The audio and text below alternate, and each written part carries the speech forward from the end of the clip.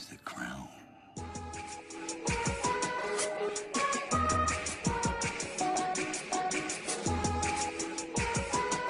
Welcome back to another I Am Heavy Cash podcast with your boy Don Heavy. You already know, from the NY to the Shy. I'm representing for the NY to the Shy, already on the ones and twos, even though there are no ones and twos here. But, you know, we're going to just say that just to make it sound cool.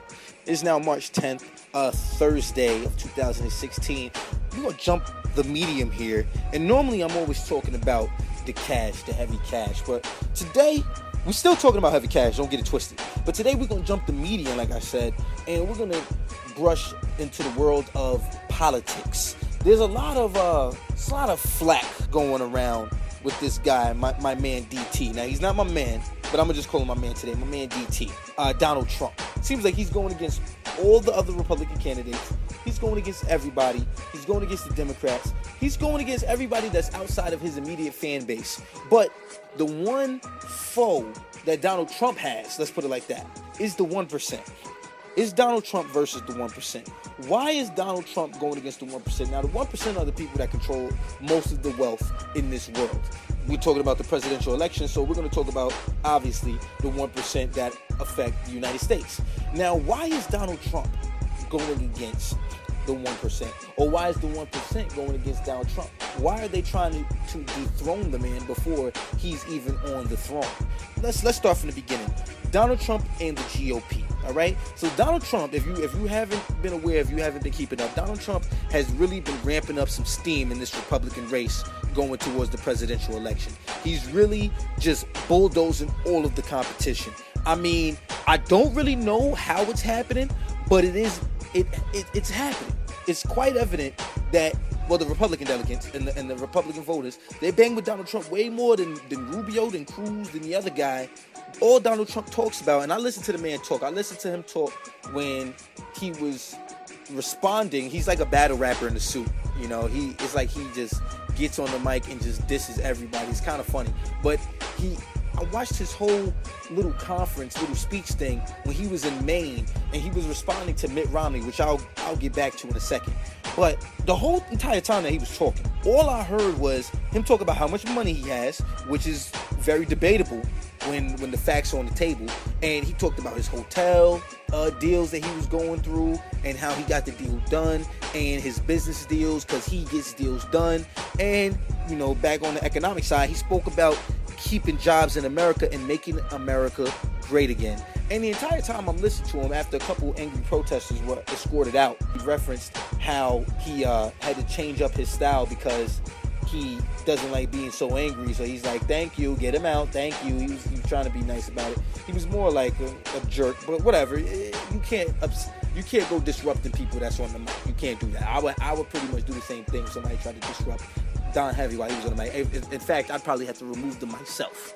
I don't need security. I just get you out of there, get you out the paint myself, because that's how we get things done around here. But it seems like it seems like Donald Trump, he's like a rock star. Like, the things that he says, it's like, do you like to get peed on? And like, everybody's like, yeah, we do. Whoa! Do you like leaving your window open when it's raining? Whoa! Yeah! We love it! We love rain in our house. It's like, it's so crazy how the crowd reacts to the man when he asks a question, when he pretty much says anything. It's like even when they don't know how to respond, they cheer. It's crazy. Now, jumping to the 1%. That day that I watched Donald Trump in Maine, he was pretty much responding to Mitt Romney. He even said that Mitt Romney begged for his endorsement when Mitt Romney was running against Obama, and that if he told him to get on his knees and beg him, Mitt Romney would have. But anyway, that was just crazy that he said that on the mic, and you're supposed to be running for president. That's like completely out of character. But anyway, Mitt Romney and John McCain have publicly came out to speak to the people to try to convince them not to vote for Trump. Mitt Romney is definitely in the 1%. He's a multi-millionaire dude. He's also a politician. Donald Trump said that he fails at business. He's not worth anything. He's worth about $500,000. That's what Donald Trump said. But it's crazy that these people are publicly coming out, not endorsing anyone else, but just saying don't vote for Donald Trump. That's the crazy part. Even tech billionaires, I read an article the other day on Business Insider, even the tech billionaires are conspiring against the Trumpster, trying to figure out a way to put out his flame. Don Heavy is completely flabbergasted with this, because it's like, whoa, you guys are normally quiet about things and normally on the money scene, but it seems like y'all really don't bang with Trump. Another entity in this whole thing is CNBC. CNBC cracks me up. Just has me in stitches. Every time they have one of these CEOs on an interview and they're talking to him and they ask him about Donald Trump, it never fails, and they always wait until the last question to spring it on him, and it is truly hilarious because these CEOs, the camera's on them and the camera don't lie. If you ever played a sport, the film don't lie, the tape don't lie, and if you are an actor or anything in media, you know the tape don't lie. And their faces are hilarious because they, CEO is a high pressure position. You got a lot of people looking at you, and a lot of people, like especially with public companies, a lot of people that depend on you for answers and depend on you for results. So when they ask these guys in these high pressure positions that are used to their situation, used to the pressure, and they know how to bend, they know how to flex with it, their faces always change. It's like they start stuttering. They're like,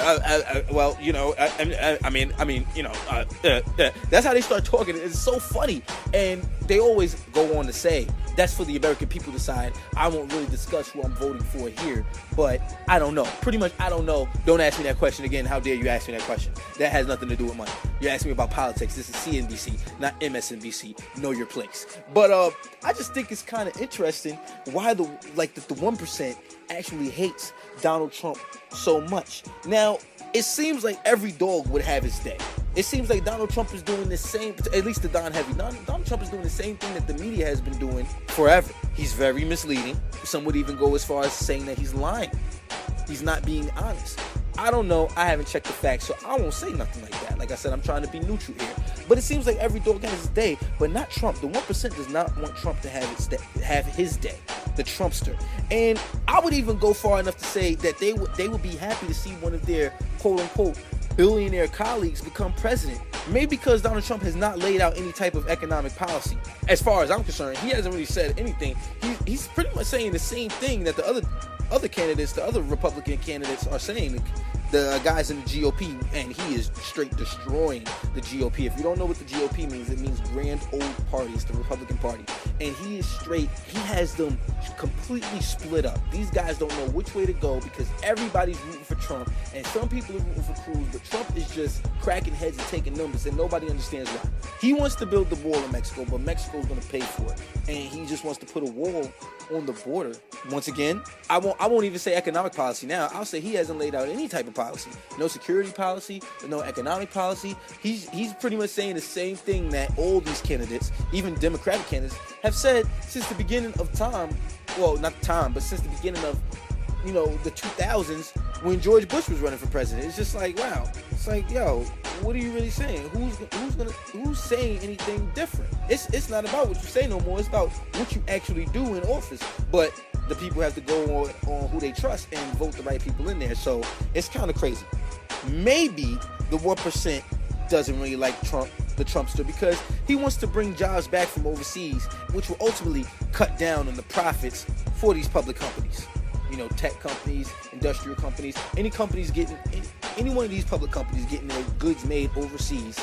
He wants to bring the jobs back to America and make America great again. That's what he keeps saying. So he wants to bring these jobs back, and it's going to cut down the margins. It's going to increase the amount of money they spend on production and decrease the revenue, ultimately decreasing profits. In the public game, that's not good because it's all about your profits, and it's all about how much profits and earnings you return to the shareholders and getting those dividends right and making them rise every year consecutively. That's what it's all about in the public game, and it's going to be exceptionally hard to do that with all the jobs on this side of the quote-unquote the wall and getting outrageously taxed. Now, don't get it twisted. Don Heavy is not pro outsourcing. However, I am a businessman. I respect businessmen, and whatever you do that doesn't really hinder the American people and doesn't really contribute to the poverty that's happening in this country, whatever you do to return money to the shareholders, that's what's up. In fact, a lot of people complain, but if you own stocks, maybe you would feel differently. if you own stocks, if you were getting some of those dividends, if you were getting some of those returns, if you were getting those earnings, maybe you would feel differently about how outsourcing is viewed. Maybe you have a different perspective on that. Look on both sides of the fence before you start complaining about either side. Look at both sides of the fence. Let's try both of them out, and let's see exactly which one we actually prefer. Another reason why the 1% might not like Donald Trump is because his hair is terrible. The man has had the same hair since the beginning. Since I've known the man. He's been around an important figure, so to speak, way before I was born. He's had that hair. All his wives love that hair. His kids love the hair. And now the delegates and the Republican people that are voting for him and have been voting for him in all of these states, I guess they love the hair too, because the man's hair is terrible. But hey, I can't really say anything about that because he's been rocking it, and if you're gonna rock it like that and rock it with that much confidence, then I can't blame you. But whatever it is, whatever it seems to be, the 1% is very adamant about stopping the Trumpster from reaching the promised land of presidency. In fact, they don't even want him to win the GOP. They want him to come in second and third place. And right now, it's looking like he's going to Florida, winner take all. And I don't know. It seems like it's not really up for grabs. It seems like the Trumpster has it all in the bag as far as the Republicans go. Last one. The 1% might not like Trump because maybe he's probably not really into 1%. He says $10 billion, $20 billion, between 4 and 10 or 20 billion. That's a big range, but that's what he says he's worth. Nobody's seeing financial statements. Nobody's seeing anything. He keeps saying that he's funding his own campaign, but he is taking money from some of these companies. And I don't know who would endorse Donald Trump, but whatever. Hey, you got to get in where you can fit in this game. So whatever the case may be, hopefully we find out, and it is coming down to the wire. So we will know eventually who will be running for the president from the GOP party, and well, from the GOP segment, the GOP side and divide. These guys are up in arms with the Trumpster, I swear to God. But anyway, once again, thank you for tuning into another I Am Heavy Cash podcast on this Thursday. Check out the New Money Talks. Make sure you check out that New Money Talks that just dropped. Amber Rose and Black China had to check in with the Don, but it's not a bad thing when those ladies check in, you know what I'm saying? And you can find that on YouTube or on DonHeavy.com, where you can also find a heavy commentary blog where we just discuss topics and everything like that. Like I said, it's made for you guys. And I will see you next week, Tuesday, on another I Am Heavy Cash. Or maybe I might see you guys on Money by the Minute, which is Monday through Friday, and I'll be dropping that later on today. And you can follow that on Don Heavy Snapchat, which is D0NHEAVY. Don Heavy Snapchat is going to be Don Heavy the Chosen. And check that out, Money by the Minute. Or you can follow me on Instagram, and I put the Money by the Minute up there. Or follow me on Twitter at DonHeavy_invest. I put the Money by the Minute is the Money Minute. Money by the Minute on there. Definitely check out that New Money Talks with the Big Booty Twins, Amber Rose and Black China. And other than that, I'll see y'all guys next Tuesday. I'm out.